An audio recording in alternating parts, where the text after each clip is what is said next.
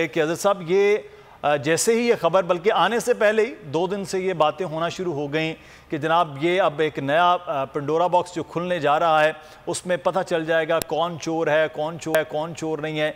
मैं सादा सवाल ये जानना चाह रहा हूँ कि ऑफशोर कंपनी बनाना बुनियादी तौर पर क्या गैर कानूनी काम है?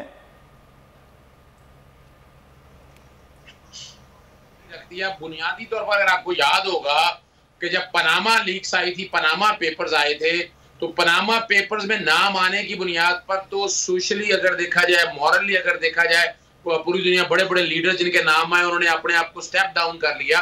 लेकिन पाकिस्तान के अंदर देखा कि ये पिटीशन बकायदा गई और सुप्रीम कोर्ट में पनामा के अंदर नवाज शरीफ साहब को डिस्क्वालीफाई किया। यहाँ मैं चीजें क्लियर कर दूं आपके सामने कि ये जितनी भी कंपनियां हैं, ब्रिटिश वर्जन आइलैंड में अगर आप आ जाएं, बहामास में आ जाएं, पनामास में आ जाएं, ये बीबीआई कंपनी जितनी भी है, ये कंपनी बनाना गैर कानूनी नहीं है।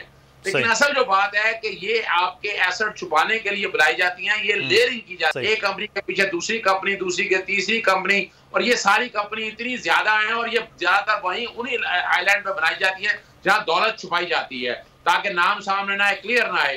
पाकिस्तान के अंदर अगर आपने उन कंपनियों में अपना इंटरेस्ट अगर आपने शो कर दिया, अगर आप पब्लिक ऑफिस होल्डर हैं, आप पार्लियामेंटेरियन हैं, तो आप पे 2 जिम्मेदारियां हैं। एक तो आपने वो टैक्स के पर्पस के लिए डिक्लेरेशन देनी है, दूसरा नॉमिनेशन पेपर में डिक्लेयर करनी है।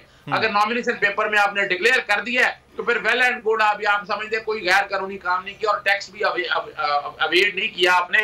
लेकिन यहाँ होता ये है कि ना सिर्फ नॉमिनेशन पेपर में बल्कि ये डिक्लेयर नहीं करते, तो 2 तरह की चीजें बनती हैं। और वही नवाज शरीफ का केस आपके सामने प्राइम एग्जाम्पल है कि नवाज शरीफ ने ऑफशोर कंपनियों के अंदर जो बनी थी, दुबई की कंपनी बनी थी, उसमें बेटे से तनख्वाह लेते थे जो डिक्लेयर नहीं की थी। अब तनख्वाह लेना या लेना ये इशू नहीं है, आप चाहे एक रूल हो, वो मिस डिक्लेरेशन की तो उसके लिए डिस्क्वालिफिकेशन का 62 आर्टिकल अप्लाई होता है। तो इनमें ये पहला कैटेगरी आपकी उनकी आ जाएगी कि जो पब्लिक ऑफिस होल्ड करती हैं, अगर नॉमिनेशन पेपर में डिक्लेयर नहीं किया, टैक्स नहीं दिया, तो वो उनका केस चला जाएगा डिस्क्वालिफिकेशन। दूसरे आ जाएंगे सरकारी अफसर वगैरह, जब बाकी लोग हैं।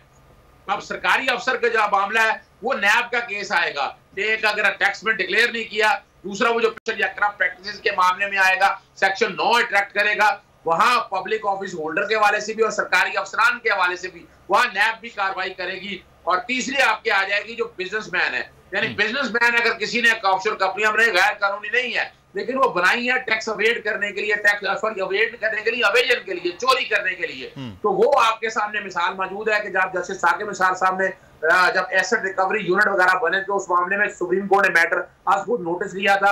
और उस वक्त अलीमा जो इमरान खान साहब की बहन है, वो बकायदा उनका टैक्स अवेजन का केस आया था और उन्होंने वो टैक्स जितना बनता था पेनल्टीज वगैरह के साथ वो जमा कराया। तीसरी कैटेगरी आपकी ये आ जाएगी कि जो बैठकर ये देखेगी कि टैक्स अवेड किया, उसमें पेनल्टीज भी पड़ेंगी, आपको जुर्माने भी पड़ेंगे। इसकी सिंपल सी मिसाल अगर आप रिसेंटली अगर देख लें, जस्टिस काजी फाइजा के हवाले से जब सिविल काउंसिल ने मामला भिजवाया एफबीआर को, तो वहां क्या हुआ, एफबीआर ने बकायदा उनसे जराए पूछे तो जराए सामने नहीं आए। वो 10 करोड़ की प्रॉपर्टीज निकली, 3.5 करोड़ की टैक्स लगाया। वो अलग बात है कि सुप्रीम कोर्ट ने वो रिपोर्ट वगैरह सेटिसाइड कर दी। यहाँ इस मामले को देखने के लिए अभी आपने अलीम खान का देख लिया कि अलीम खान ने बड़ा वाज़ेह तौर पर क्लियर कर दिया और वाकई उन्होंने चीजें डिक्लेयर की हैं। मैंने वो सारी चीजें वो देखी है, उनकी अपने तौर पर भी देखी है कि उन्होंने हर चीज डिक्लेयर किया, नॉमिनेशन पेपर में भी किया है। अब मामला यह है कि यहाँ इस सारे मामले को क्या किया जाए। इसमें मैं कह चुका हूँ बड़ा आसान हल है, जुडिशियल कमीशन एक बना दिया जाए, under the commission of inquiry है, सारे केसेस सामने ले आए, हर चीज आप पब्लिक करें, आवाम तक आए। वरना टैक्सेस के मामले तो आप कॉन्फिडेंशियली क्लास की वजह से नहीं ला सकेंगे, लेकिन जब अगर आप जुडिशियल कमीशन बना देंगे वो प्रोब करने के हवाले से वो सारी चीजें इकट्ठी करके फिर तीनों में से कौन सा एक्शन लेना है, टैक्स अवेजन का टैक्स लेना है, नैब के हवाले से एक्शन लेना है या डिस्क्वालिफिकेशन के हवाले से। नवाज शरीफ ने पनामा के केस में अपने केस को बचाने के लिए 2016 में कोई इंक्वायरी इन्वेस्टिगेशन नहीं की, बातें की जाती थी इमरान खान या मौजूदा गवर्नमेंट। भैया आप लोगों ने क्या की, आपको चाहिए था इंक्वायरी इन्वेस्टिगेशन करके चीजें सामने लाते, आप नहीं ला सके। तो सही, बिल्कुल। अच्छा, 2-3 चीज़ें बड़ी अहम आपने अज़र सिद्दीक साहब पॉइंट आउट कर दिया है कि बिजनेसमैन किस तरह से उनके खिलाफ हो सकती है, जो इस वक्त सरकारी अफसरान की हैं उनके, और फिर साथ ही साथ जो पार्लियामेंटेरियंस हैं उनकी डिस्क्वालिफिकेशन का क्या तरीकाकार हो सकता है। लेकिन इस पर जैसे आपने बताया मुख्तलिफ इदारे, तो मुख्तलिफ इदारे खुद से कर सकते हैं क्या, हम इस पर बात करेंगे। लेकिन उससे पहले मैं फाइनेंशली, क्योंकि इस वक्त शाहिद हसन सिद्दीकी साहब से ये जान लूँ। शाहिद साहब, ये जिन लोगों की ऑफशोर कंपनीज के नाम सामने आए उन्होंने कहा कि गैर कानूनी नहीं। मैं सिर्फ 2-3 लोगों के ही हवाले से बता दूं कि वज़ीर ख़जाना शौकत तरीन साहब ने कहा कि जो है स्टेट बैंक की इजाज़त से सरमायाकारी के लिए कंपनीज खोली गई, छुपाने के लिए कुछ नहीं है वो, बल्कि ICIJ को नोटिस देना चाह रहे हैं। इसी के साथ ही अलीम खान साहब ने कहा कि असासे FBR और इलेक्शन कमीशन में डिक्लेयर किए हैं, यानी कि उन्होंने भी अपनी कंपनीज के बारे में बताया है। फिर उसके बाद ये मोनसिल आई साहब ने भी ये बात इस तरह से की है। फिर अली डार साहब जो हैं वो कह रहे हैं कि कंपनीज कानूनी थी।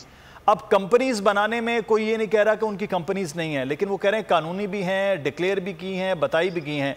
तो सर जब ये कंपनीज कानूनी हैं, वो कहते हैं डिक्लेयर कर दी हैं, तो फिर फाइनेंशियली क्या एक मामला है कि किसी को कंपनी बनाने में कोई एतराज़ हो? देखिए, बुनियादी बात क्या है कि हमारी सारी इस एक्सरसाइज का मकसद क्या है, पहले तो हम ये तय कर लें। इसलिए कि जो पाकिस्तान से दौलत लूटी जाती है उसके 3 हिस्से हो जाते हैं। एक हिस्सा वो है कि जो मुल्क के अंदर असासे मौजूद रहते हैं, जो मुल्की पनामाज हैं, जिनकी हम 100% रिकवरी कर सकते हैं, जिसकी हुकूमत के पास तफसीलात हैं, हम उसकी बात करने के लिए कतई तैयार नहीं हैं। तो वो एक हिस्सा तो वो भी है, उसको मैं टोटली क्यों इग्नोर कर रहा हूँ, ये मेरी अकल से बालातर है। असासे हैं, एक आदमी ने 1 करोड़ रुपए कौमी बचत स्कीम में लगाया है और उसने एमनेस्टी से फ़ायदा नहीं उठाया, उससे आप 70% टैक्स लेते हैं, उसकी आप बात करने के लिए तैयार नहीं है। इसका मतलब ये है कि रिकवरी मकसद नहीं है, सिर्फ सियासी खेल चल रहा है। पनामा लीक्स जिस वक्त आया था, मैं आपको बता दूं, मैं 21 अप्रैल 2016 को मैंने एक आर्टिकल लिखा था एक बड़े अखबार में, उसका नाम था क्या कुछ निकलेगा पनामा लीक्स में, और उसमें कहा था कि निकलेगा और ये होगा कि जिन लोगों ने इससे फ़ायदा उठाया है, जो है पनामा लीक्स में जिनके नाम है, वो फ़ायदे में रहेंगे और वो फ़ायदे में रहे, इक़्तिदार में भी रहे और उनको फ़ायदा भी पहुँचाया गया। पहले तो बुनियादी बात ये है। दूसरे की जो दौलत लूट के बाहर जाती है उसके 2 हिस्से होते हैं, एक वो जो ऑफशोर में है और एक वो जो नॉर्मल कंट्रीज में चली जाती है। उन दोनों के लिए हम टैक्स एमनेस्टी लेकर आ चुके हैं, 2019 में लेके आ चुके हैं। मतलब ऑफशोर की जिसमें आप बात कर रहे हैं, तो पहले ये भी तो बात करें कि आपने फाइनेंस बिल के तहत 2019 में कानून बनाया था कि पाकिस्तान से जो बाहर लूट के दौलत गई है, चाहे हुक्मरानों की हो, चाहे अदलिया की हो, चाहे सिविल मिलिट्री ब्यूरोक्रेसी की हो, चाहे वो पाकिस्तान में टैक्स दे दें और वहाँ पैसा रहने दें। तो मुझे बताइए कि आपके मुल्क की रिक्वायरमेंट क्या थी, डॉलर है या उनसे टैक्स ले लेना है? पहले तो बुनियादी बात ये। तो हमने जब उन दूसरा सवाल, तीसरा सवाल, जो मैं आपको बिल्कुल रिकॉर्ड पे बता रहा हूँ कि जो दौलत लूट के बाहर गई थी अदर देन ऑफशोर, वो उन्होंने इतना ज़बरदस्त फ़ायदा हुआ जिन्होंने कि डिक्लेयर किया और पैसा बाहर रहने दिया कि आप ख्वाब में भी नहीं सोच सकते। देखिए, जिस वक्त ये डिक्लेयर किया तो 124 रुपये का डॉलर था और उन्होंने 6% आपको दे दिया। आज वो 170 रुपये का हो गया। ये उन्हें कितना ज़बरदस्त कमाया है। 124 रुपये का था, 170 डॉलर हो गया। उसके बाद ये जो कमाया उन्होंने, ये बस नहीं है, हुकूमत ने उनसे कहा कि जो दौलत आपने बाहर रखी है, जो यहाँ से लेके गए थे, अब आप उसको रोशन डिजिटल में ले आएँ, वहाँ आपको आधा % मिल रहा है, हम आपको 6% सालाना देंगे। तो मेरा कहना है, ये पहले तो हम ये तय कर लें, हम रिकवरी चाहते हैं, हम कानून में तब्दीली करके नए असासे बाहर जो जा रहे हैं मुल्क के अंदर बाहर, उनको रोकना चाहते हैं, या सिर्फ ये चाहते हैं कि सियासी कीचड़ उछाली जाए, एक दूसरे पर इल्ज़ाम तराशी की जाए और बस। मैं पूरी जिम्मेदारी से कह रहा हूँ कि हमारे रियासत के सुतून, फैसला साज इदारे वो नहीं चाहते कि रिकवरी हो। हम रिकवरी की बात क्यों नहीं करते जहां रिकवरी पॉसिबल है? हसन सिद्दीकी साहब, मैं ज़िम्नन एक जुमला है सर, आप कह रहे हैं कि हम ये तय कर लें कि बाहर ले जाया जाए। यहाँ तो वज़ीर ख़जाना की ऑफशोर कंपनीज़ हैं, वो कह रहे हैं मैंने इजाज़त से बनाई।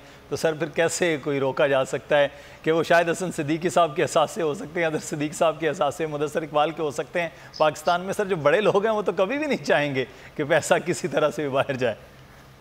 नहीं, पैसा तो आज आप कहें, मैं आपको बता देता हूँ, 3 तरीके मौजूद हैं जो पाकिस्तान से पैसा बाहर जा सकता है कौमी खजाने में 1 रुपया दिए बगैर। अगर वो आप कानून बदलने के लिए तैयार नहीं है, हम आपके साथ माहिर कानून बैठे हैं, मैं आपको जिम्मेदारी से बता रहा हूँ, कई तरीके हैं, कानूनी तरीके से भी आप अपने पैसे को वाइट करा सकते हैं, बाहर भेज सकते हैं। सब्सक्राइब करें और बेल दबाएं ताकि कोई खबर रह न जाए।